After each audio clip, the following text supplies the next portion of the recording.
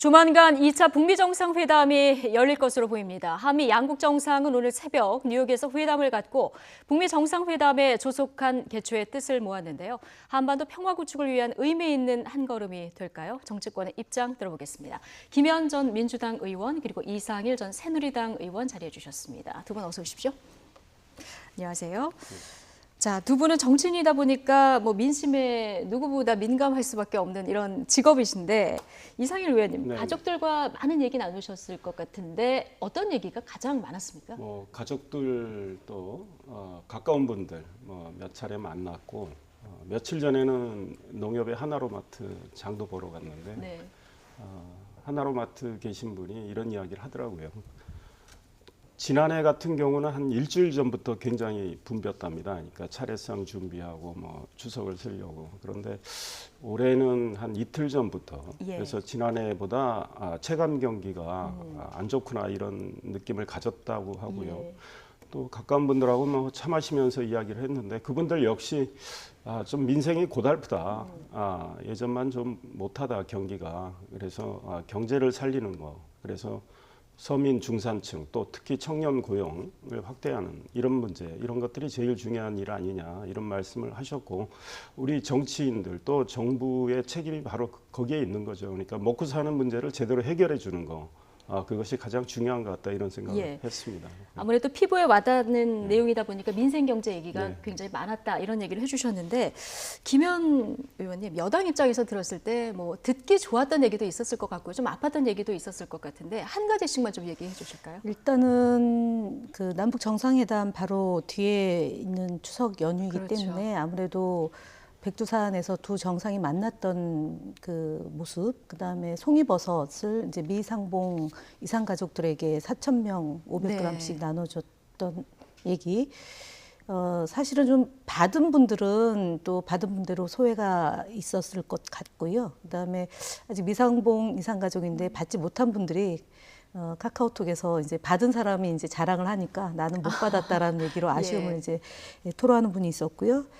그리고 한미 정상회담 이제 어제 오늘 쭉 이어지고 있고 방탄소년단의 그 유엔에서의 연설 이건 굉장히 이제 뜻깊은 것 같습니다.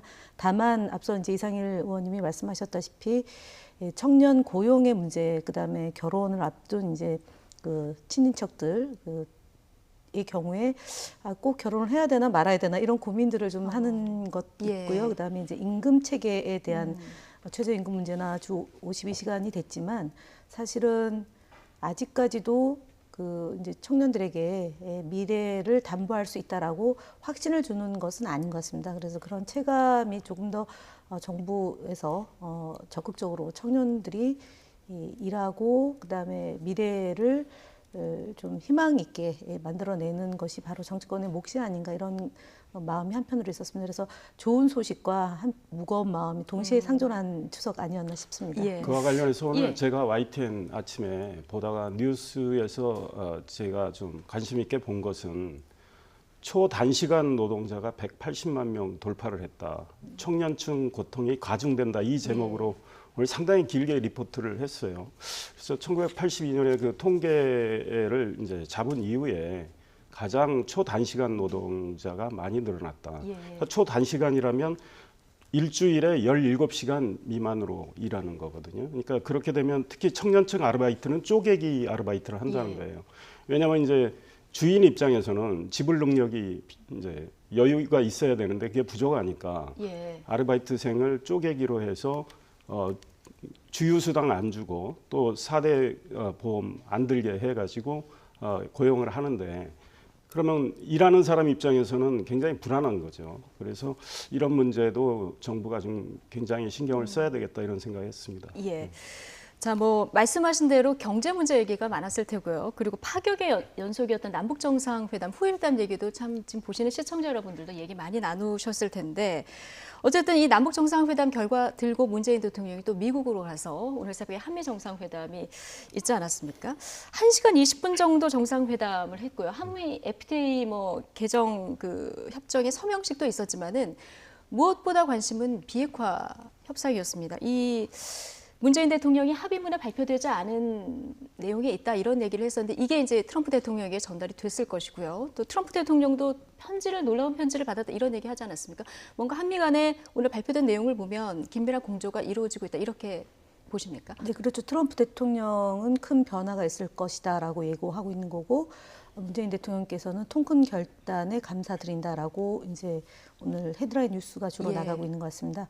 뭐 직전에 이제 나온 뉴스로는 미국과 북한과 한국이 3자 회담을 할 가능성이 매우 높은 것 아니냐라는 것하고 그다음에 두 번째는 회담 장소가 어디냐. 예. 지난번에 싱가포르였는데 똑같은 장소는 아닐 거다. 제3의 장소가 있을 거다라고 예고를 하는 것을 이제 보고 지금 이제 대담을 하고 있는 건데요.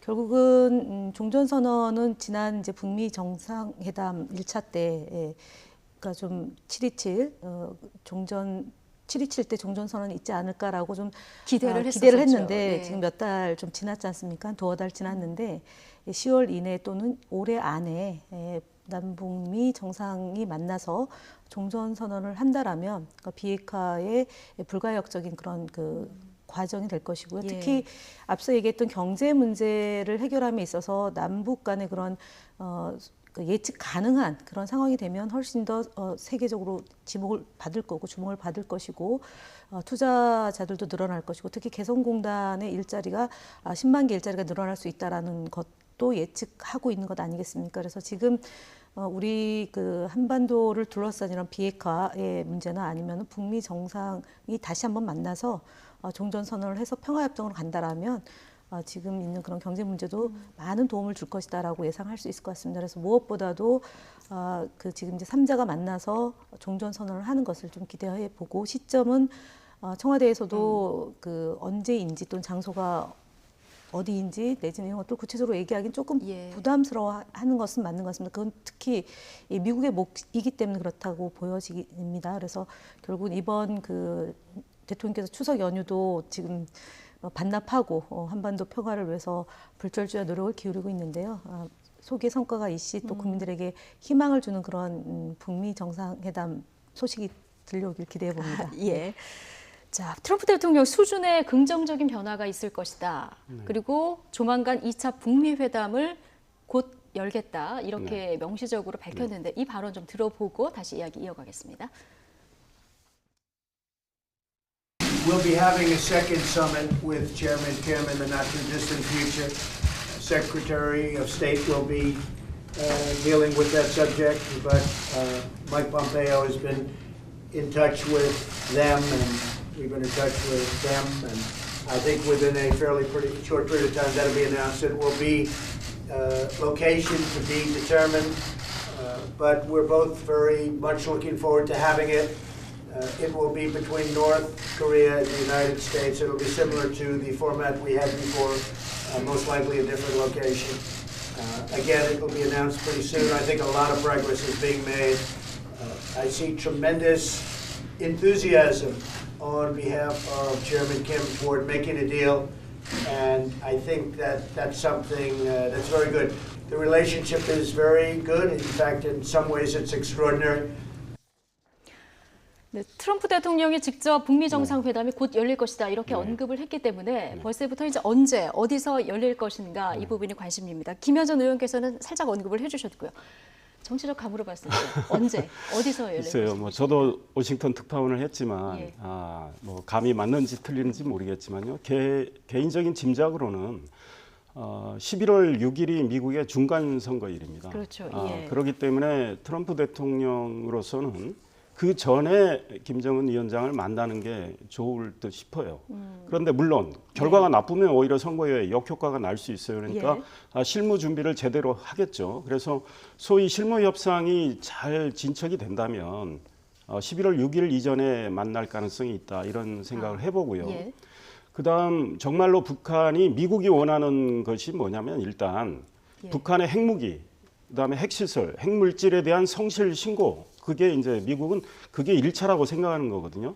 그러니까 그 1차를 북한이 정말 성실하게 신고한다면 종전선언도 검토할 수 있다는 입장이기 때문에 만약에 북한이 그런 의사를 정말 밝히고 실무 작업에서 구체적인 논의를 한다면은 종전선언까지 연내 이루어질 수 있겠다 이런 생각이 드는데 만약에 협상이 잘 된다면 이미 우리 김 의원 말씀대로 남북미 정상이 만나서 종전선언까지 갈 수도 있죠. 그렇다면 장소는 판문점 같은 곳이 더 나을 수도 있어요. 예. 북한 입장에서는 종전선언에 굉장히 주력하고 있거든요. 그렇다면 그거를 보여주기 위한 장소는 판문점이 가장 판문점. 적절한데 예. 미국은 지금 사찰을 강조하고 있습니다. 그러니까 평양선언 이후에 트럼프 대통령이 트윗에 북한이 핵사찰 받기로 했다 이렇게 표현을 했고 마이크 펜스 부통령 또 폼페이오 국무장관도 사찰을 받겠다고 북한이 말했다 했거든요. 근데 지금 평양선언엔 사찰 이야기는 없습니다. 예. 동창리 엔진 미사일 실험장 그거에 참관단을 보내는 이거를 사찰이라고 저는 미국이 표현했을 가능성은 없다고 봐요. 그러니까 물밑에서 예. 북한이 핵 리스트를 내고 사찰을 뭐 받을 용의가 있다고 했는지는 모르겠어요. 그것들이 오늘 문 대통령께서 트럼프 대통령에게 전한 김정은의 소위 공개되지 않은 메시지일 수도 있는데 현재는 알 수 없습니다. 그런데 만약에 미국이 사찰에 주력한다면 그거는 국제 원자력 기구 IAEA가 있는 비엔나가 더 미국이 선호하는 장소일 수도 있어요. 그래서 이제 실무 협상이 어떻게 진척되는지를 봐야 되고 문 대통령께서 트럼프 대통령하고 정상회담 하는 자리에서 뭐라고 말씀하셨냐면 김정은 위원장이 처음으로 비핵화 이야기를 본인 입으로 이야기를 했고 문 대통령 본인도 능라도 경기장 15만 북한 주민들 앞에서 비핵화를 이야기했기 때문에 북한의 비핵화는 돌이킬 수 없는 게 됐다 이 말씀을 하셨습니다. 그런데 정말 돌이킬 수 없는 건지를 확인이 저는 필요하다고 봅니다. 그래서 북한이 문 대통령 말씀이 맞도록 행동으로 보여줘야 된다. 그다음에 이제 김정은 위원장의 말은요. 조선반도에 핵무기와 핵 위협이 없도록 적극 노력하기를 확약했다예요. 그러니까 적극 노력한다는 거였기 때문에 그거를 돌이킬 수 없는 비핵화라고 보기는 어려워서 앞으로 북한이 정말 진지하고 진정성 있는 태도를 행동으로 보여준다면 그 돌이킬 수 없는 비핵화를 기대할 수 있겠다 이런 생각합니다. 예. 뭐 장소로 보면 판문점 빈뿐 아니라 말씀하신 그리고 또 워싱턴, 뭐 제주도 여러 얘기가 나오는데 무엇보다 뭐 언제 어디서 열리느냐 이것도 중요하지만 이상일 전 의원 얘기해 주신 것처럼 이 협상이 진척이 되려고 하면은 비핵화 시간표라든가 아니면 핵사찰 목록이라든가 이런 어떤 구체적인 앞으로 일정들이 좀 나와야 되지 않을까요? 그러니까 그 유관 국가로부터 그 검증을 받겠다라고 얘기한 것에 함의를 좀 볼 필요가 있을 것 같습니다. 그리고 15만 명이 있는 평양 시민이 보는 앞에서 비핵화를 얘기했고요. 대통령이 직접 예, 언급을 했을 때 평양 시민들이 박수를 보냈고, 예. 그다음에 그 전쟁이 없다라고 선언을 한 것이라고 봅니다. 그래서 어쨌든 제가 볼 때는 그 이제 가장 중요한 것은 북한이 이 트럼프 대통령에게 보내준 편지의 내용이 아마 이번에 남북미 정상이 만나서 구체적으로 이제 한반도의 비핵화에 대한 합의를 이끌어내는 그런 중요한 그 포인트이지 않을까 싶습니다. 그래서 어느 정도가 아니라 저는 굉장히 많은 진전이 이루어지고 있다라고 얘기하는 것이 보여집니다. 그래서 그러니까 확인되지 않았기 때문에 할 수 없다가 아니라 확인됨과 동시에 이제 믿음을 갖고 신뢰를 갖고 이 문제를 풀어나가겠다라는 것이 좀 함축되지 않았나라고 해석할 수 있는 것 같습니다. 그래서 일단은 65년간의 한반도와 영내 평화와 번영을 위한 역할과 기여 이것을 이제 얘기를 했기 때문에 제가 볼 때는 조만간에 이제 상징적인 곳에서 남북미 정상이 만나서 종전선언을 하게 되지 않을까라고 기대합니다. 그러니까요. 지금 뭐 남북 한미 정상회담이어서 북미 정상회담까지 지금 뭐 여러 가지 일들이 나오고요. 종전 선언도 올해 안에 뭐 있을 수 있다는 가능성 얘기 나오고 김정은 위원장 답방 얘기도 나오고 이게 작년까지만 해도 사실은 상상하기 힘든 일들이 좀 현실로 벌어지고 있는데요. 이상일 전 의원께서 상상하시는 가장 베스트 시나리오라고 한다면 이 일련의 과정들이 어떻게 전개되는 게 가장 좋다고 보십니까? 저는 사실은 북한이 처음 문재인 대통령을 통해서 미국에 전달한 걸로 알려진 그러니까 미국적 이야기인데 1년 안에 비핵화를 하겠다라는 거 아니었습니까? 근데 지금은 트럼프 대통령 임기 내에 그러니까 2021년 1월 안에 비핵화를 하겠다는 건데 지금까지 우리가 생각하는 비핵화하고 북한이 생각하는 비핵화하고 개념이 정확히 일치하는지는 아직은 모르겠어요. 근데 이제 북한이 일단은 나름의 조치는 취했습니다. 그거를 의미 없다고 평가절하할 이유는 없는데 예컨대 핵실험장을 일단은 소위 폭발을 했고요. 근데 사실 6차 핵실험까지 하면은 더 이상의 핵실험은 필요가 없거든요. 그 컴퓨터로 시나리오로 시뮬레이션을 하면 되는 상황이기 때문에 뭐 또 미래 핵이 완전히 없어졌다고 지금 단정할 수는 없고요. 동창리의 그 미사일 엔진 실험장하고 미사일 고정된 발사대를 없앤다. 그걸 소위 유관국 창간을 받겠다고 하는데 그거는 이제 운반 수단과 발사에 관련된 거기 때문에 아직 미래 핵이 완전히 없어졌다고 보기는 어렵습니다. 그런데 이제 우리가 중요하게 생각하는 게 현재 핵의 문제. 북한이 핵무기를 얼마나 갖고 있고 또 그 핵시설이 지금 영변 말고도 우라늄 고농축 우라늄 시설이 다른 데 있단 말이죠. 등등의 핵시설이 있고 또 핵물질, 플루토늄과 우라늄이 얼마나 있는지 이런 거에 대해서 북한이 아직 성실한 신고를 안 했기 때문에 그게 신고가 이루어지고 그다음에 사찰과 검증이 이루어져야 되고요. 그다음에 완전한 포기로 가야 되는데 지금 오늘 또 백악관은 뭐라 그랬냐면 FFVD라는 표현을 썼습니다. 그러니까 CBID하고 같은 사실상 표현인데 최종적이고 완전히 검증된 북한 비핵화란 말이죠. 근데 북한이 아직까지는 CBID 할 때도 소위 검증과 돌이킬 수 없다라는 이 표현을 쓰기 싫어했단 말이죠. 그래서 완전한 비핵화라는 표현을 썼기 때문에 북한이 정말 제대로 신고를 하고 검증을 받을 것인지에 대해서 아직 저는 개인적으로 물음표가 있어요. 그러니까 의미 있는 비핵화, 소위 정말 완전한 비핵화, 우리가 북한도 안전한 비핵화를 이야기하는데 그 개념이 우리하고 똑같이 일치한다면 신고가 제대로 이루어져서 완전한 검증과 사찰이 이루어지고 그 다음에 소위 이제 핵을 없애는 이 과정, 그거에 따라서 소위 이제 평화적인 종전선언이 이루어지고 뭐 미국과의 북한과의 불가침 조약이 이루어지고 이렇게 되겠죠. 그러니까 이런 것들을 최대한 빨리 이뤄내야 되는데 일단은 북한의 성실 신고 입장이 먼저 나와줘야 되겠다. 거기에 저는 그 의미를 두고 있습니다. 예. 뭐 미국과 북한의 신뢰 관계를 구축하기 위한 물밑 협상이 지금 진행이 되고 있는 상황이니까요. 좀 지켜보도록 하고요. 무엇보다 지난해 트럼프 대통령 유엔 연설을 보면은 뭐 리틀 로켓맷, 완전한 북한 파괴 이런 얘기들이 많았었는데 오늘 밤이죠. 오늘 밤 10시 40분. 유엔 연설에서는 어떤 얘기를 할지 좀 주목해서 볼 필요가 있을 것 같습니다. 자, 그나저나 문재인 대통령이 평양에서 뉴욕으로 분주하게 다닌 효과가 있는 걸까요? 지금 여론조사 결과들을 공중파 3사가 어제 발표를 했었는데요. 지지율이 굉장히 급등했습니다. 지금 KBS 여론조사 결과 내용 저희가 그래픽으로 준비한 게 있는지 좀 보여주실까요? 네, 문재인 대통령 국정운영 지지도를 보면은 지금 KBS가 한국 리서치에 의뢰해서 조사한 여론조사 결과인데요. 잘했다. 지금 잘하고 있다가 72.3%고요. 못했다가 25%. 김현전 의원님, 지금 보면은 단시간에 굉장히 급등한 이런 모습을 볼 수 있거든요. 아무래도 이제 남북 정상이 만나서 실시간으로 생중계해서 그러니까 북한의 달라진 모습도 보는 거고요. 그다음에 이제 두 분이 격의 없이 2박 3일 동안 일정을 수행하면서 주무시는 시간 말고 그 이제 좀 쉬는 시간 외에 한 40시간을 두 정상이 이 한반도의 평화를 위한 노력을 기울였던 모습을 보는 국민들이 그 대통령이 정말 잘하고 계신다라고 그 지지를 보낸 것 같습니다. 특히 이 자유한국당을 지지하던 아니면 바른미래당을 지지하던 정의당을 지지하던 간에 정당을 떠나서 여야를 떠나서 대통령의 이 현재 그 남북 간의 그런 관계를 개선하기 위한 노력이 정말 진심을 다해서 하고 계시는구나라는 것들이 전달이 돼서 아마 지지율이 이어지는 것 같고요.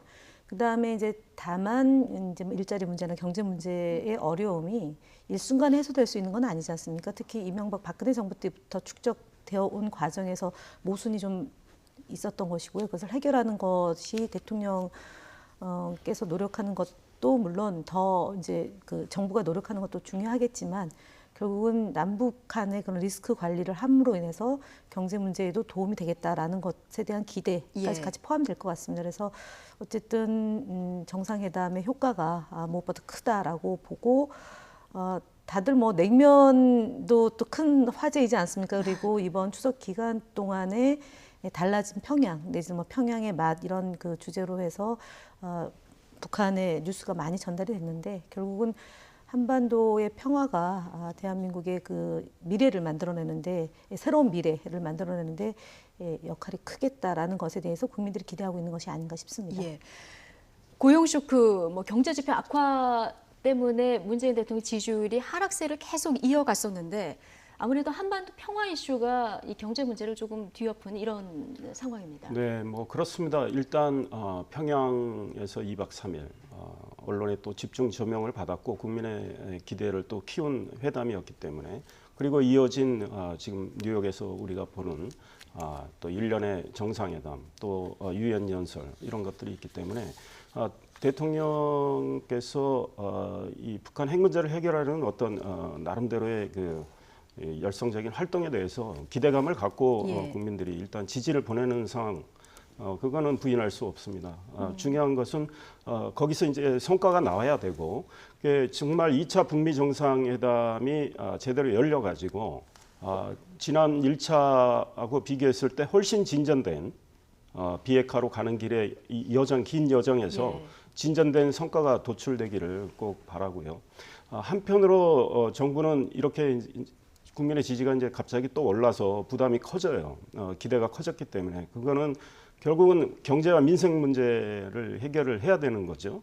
근데 그게 해결이 또 잘 안 되면 지지율은 또 뭐 빠질 수도 있기 때문에요. 그래서 그 소득 주도 성장 가지고 많은 논란이 있지만 이제 예. 정부는 소득 주도 성장을 계속 끌고 가겠다는 입장인 것 같아요. 그런데 거기서 나오는 이제 여러 가지 역효과나 부작용에 대해서 정말 정밀하게 진단을 해가지고 좀 수정할 건 수정하고 해서 유연하게 가는 거. 그리고 지금 무엇보다 청년과 서민이 어렵습니다. 이거가 결국은 최저임금의 급격한 인상의 여파일 수 있거든요. 심지어 경제부총리는 그럴 수 있다고 이야기까지 했고 국책연구원인 한국 KDI, 한국개발연구원에서도 그 이야기를 하고 있기 때문에 정부가 좀 더 유연하게 진단을 하고 정책을 수정할 게 있으면 수정하는 게 좋겠다 이런 생각합니다. 예. 근데 역대 대통령들 지지율 이렇게 추이를 보면은 하락 국면에 계속해서 접어들다 보면은 반등하기가 굉장히 어려웠었는데요. 이번에 보면은 굉장히 큰 폭으로 이렇게 올랐거든요. 그런데 이게 잠깐 반등에 그치지 않으려면 말씀하신 대로 이제 경제 문제 이 부분을 많이 풀어야 될 것 같습니다. 국민들 의견도 가장 중점을 둬야 될 부분으로 일자리 부분을 꼽았거든요. 이것뿐만이 아니라 집값 문제 이런 부분들에 좀 중점을 둬야 되겠죠. 네, 그렇죠. 부동산 문제에 대해서 이제 그 대안을 만들었고 이것을 이제 일부 야당에서는 뭐 세금 폭탄이다라는 식으로 이제 국민들의 감정선을 건드리는 발언들을 하고 있습니다. 그러나 어쨌든 부동산의 문제는 반드시 해결을 해야 됩니다. 그리고 특히 그 청년들의 일자리 문제뿐만 아니라 주택을 안정적으로 공급을 할 수 있는 그런 체계가 마련돼야지만 불안하지 않을 거다. 그렇게 돼야 뭐 결혼이든 출산이든 그 따라가는 문제가 해결이 되는 거라고 보는데 결국은 이번에도 그 남북 정상회담 때 재벌 그 총수들이 같이 다녀오지 않았습니까? 기업이 좀 투자 여건을 마련하는 것이 중요하다. 근데 아직까지 좀 이제 눈여겨봐야 될 대목 중에 하나가 아닌가 싶습니다. 결국은 중소기업이나 소상공인 자영업자의 그동안 제도 개혁 문제, 그다음에 좀 혜택을 골고루 갈 수 있는 그런 방안들을 이번 정기국회에서도 많이 고민을 해야 되지 않을까 싶고요. 예. 그다음 특히 예산안 처리 과정에서도 그런 문제들을 해결할 수 있는 방안들이 검토가 돼야 되는 것, 아울러서 대기업에서의 적극적이고 공격적인 그런 투자가 좀 이루어져야 되는 것이 아니냐라는 것입니다. 그래서 시중에 많은 그 유동성 자금이 풀려 있고 이것이 투자로 이어지지 않는 점 또한 저희 문제가 있다라고 보고 예. 있는 거기 때문에 그러니까 누가 누구에게 일방적으로 책임을 전가하는 것이 아니라 그야말로 여야가 머리를 맞대고요. 그다음에 정부는 보다 좀 사회적 약자나 소외계층들을 위한 정책을 좀 더 적극적으로 내는 방안을 검토를 해야 되고 그것이 또 하나의 정당의 목이다라고 봅니다. 저희는 그동안 이제 부동산 문제를 눈여겨보고 있는 것이고 이번에 이 조치도 안 된다면 더욱더 강한 조치를 취할 수밖에 없다라고 예. 얘기를 하고 있지 않습니까? 그래서 의식 개혁도 중요할 것 같습니다. 제가 볼 때는 이 투기가 아니고 그야말로 사는 삶의 터전이 돼야 되는데 어느 순간부터 부동산이 투기의 대상이 되고 가진 자와 못 가진 자의 그런 양극화가 극심해지면서 생긴 문제가 있지 않습니까? 특히 또 아동수당도 지금 예. 문제가 되고 있는데 여튼 이번 정기국회 때 이런 문제들을 좀 종합적으로 검토를 네. 해서 살기 좋은 나라 만드는 것 중요하지 않을까 예, 싶습니다. 경제 문제 잘 풀어가는 게 이제 정당의 몫이다 이런 얘기 해주셨는데요. 정당 지지율을 보면은 민주당 지지율, 대통령 국정 지지율 상승과 함께 소폭 이제 올랐는데요. 같이 동반 상승을 했는데 자, 민주당 지지율 말고요. 더 눈에 띄는 것이 이제 이게 KBS 여론조사인데요. 한국당 지지율보다 정의당 지지율이 지금 더 높은 이런 상황입니다. 한국당 제1야당인데요. 10% 그 선에서 많이 오르질 못하고 있거든요. 가장 큰 이유가 뭐라고 보십니까? 그러니까요. 한국당 정말 분발해야 되겠죠. 예. 그런데 굉장히 큰 제1야당으로서 의석이 지금 112석 예. 이렇게 갖고 있는데 물론 비상대책위 체제가 가동이 되고 비상대책위가 비교적 나름대로 뭐 열심히 하는 것 같아요. 근데 국민들이 보기에는 이렇게 아직은 체감은 못하는 것 같아요. 한국당이 정말로 국민이 원하는 쪽으로 바뀌는지 예. 이런 것들에 대한 체감이 없는 것 같아요. 그동안에 한국당이 소득주도 성장의 문제를 놓고 이 김병준 위원장이 직접 나서서 국가주의 문제를 제기를 하고 그다음에 일종의 대안으로 국민성장론이라는 걸 제시를 했습니다. 근데 일종의 하나의 어젠다 제시인데 저는 약간은 이해를 합니다. 일단은 자율과 공정인데 기업의 투자를 유도하기 위해서는 최대한 자유를 좀 주고 기업의 길을 좀 살리고 노동개혁도 좀 해야 되고 이렇게 해서 투자가 활발해지면 그게 생산이 활발해지고 소득이 늘어나고 소비로 이어진다 이 논리인데요. 이거에 대한 보다 정치한 대안 제시가 필요한데 아직 안 나오고 있고요. 그다음에 당내 개혁에 있어서 이미 비대위에서 결정을 했고 10월 1일부터 시행은 되는데 그러니까 전국에 있는 당협위원장 일괄 사퇴, 그러니까 현직 의원이 갖고 있는 위원장직 또 원외위원장이 갖고 있는 위원장직 일괄 사퇴를 해서 아마 원점에서 정말 당을 정비하겠다 이런 입장에 물론 반발도 좀 있습니다. 저는 의미가 있는 조치지만 이번에 이제 문재인 대통령께서 평양 가시고 또 이어진 또 이 뉴욕 행보 때문에 좀 가려진 측면은 있지만 국민이 보기엔 그 정도로는 좀 미흡하다고 하는 것 같아요. 그러니까 예. 한국당의 존재감을 보여주는 문제가 있는데 아직은 그 비대위가 한국당의 존재감을 제대로 부각을 시키지 못하고 있다.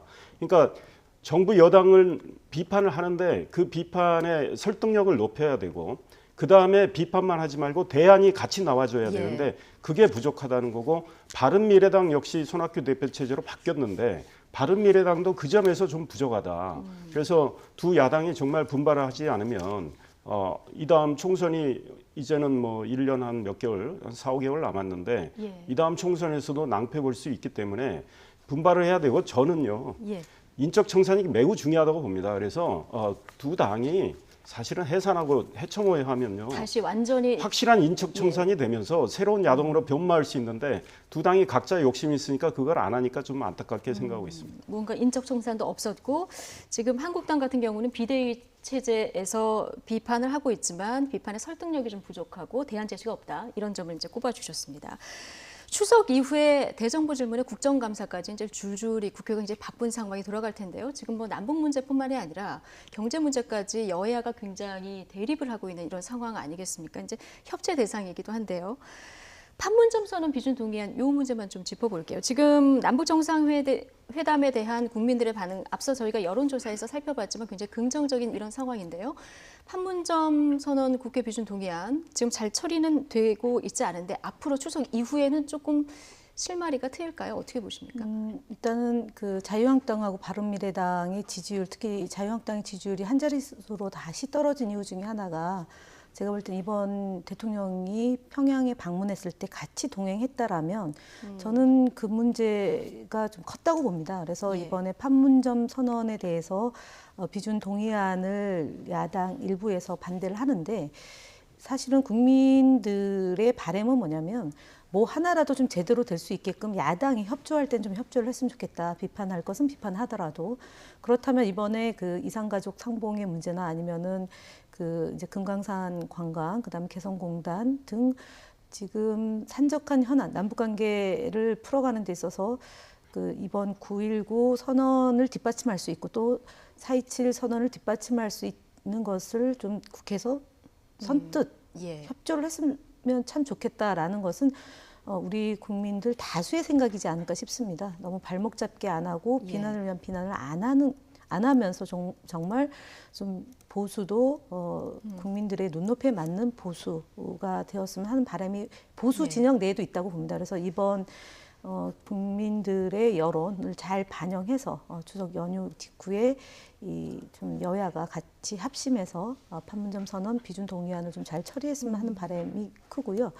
그럴 때 많이 아마 물론 뭐 정계 개편 얘기도 하셨지만 국민들은 사실은 예전하고 다르게 색깔론 종북몰이 갖고는 안 통합니다. 그래서 좀 야당이 협력해서 비준 동의안 좀 처리할 수 있고 그리고 민생 현안과 관련된 그런 다양한 제도 개선에도 마찬가지로 머리를 맞대는 것이 중요하지 않을까 싶습니다. 앞서 여당의 목 얘기해 주셨는데 이런 반대하는 야당을 또 어떻게 설득해 나가느냐 이것도 이제 여당의 몫이 아닐까 국민들 이런 생각도 할 것 같습니다. 자, 지금까지 김현정 민주당 의원 그리고 이상일 전 새누리당 의원과 얘기 나눠봤습니다. 두 분 고맙습니다.